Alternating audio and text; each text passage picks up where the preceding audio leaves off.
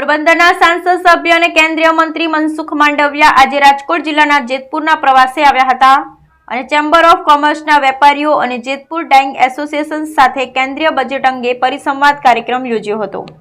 આ કાર્યક્રમમાં ધારાસભ્ય, જિલ્લા પ્રમુખ સહિત ભાજપના આગેવાનો, કાર્યકર સહિતના મોટી સંખ્યામાં કારખાનેદારો અને વેપારીઓ ઉપસ્થિત રહ્યા હતા। સાથે જ મનસુખ માંડવિયાએ નિવેદન આપતા જણાવ્યું હતું કે યુવા અને રોજગારલક્ષી બજેટ દ્વારા આગામી 4 વર્ષમાં 2 લાખ કરોડ રૂપિયાના ખર્ચે 4 કરોડ રોજગાર નિર્માણ કરવાનું પ્લાનિંગ કરી રહ્યા છીએ। સાથે જ દેશની 500 પ્રીમિયમ કંપનીઓમાં 1 કરોડ યુવાનોને ઇન્ટર્નશીપ સ્ટાઇપેન્ડ આપવામાં આવશે, જેથી યુવાઓમાં રોજગારીનું સર્જન થશે। સાથે જ દેશમાં ગીતીથી હાઈવેનું નિર્માણ થઈ રહ્યું છે અને રેલવેના ટ્રેકોના કામ ચાલી રહ્યા છે।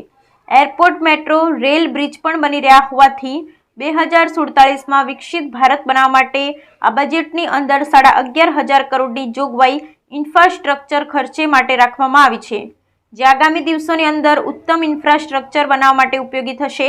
આ બજેટ યુવાલક્ષી, રોજગારલક્ષી અને ઇન્ફ્રાસ્ટ્રક્ચરને પ્રોત્સાહન કરનારું બજેટ ગણાવ્યું હતું।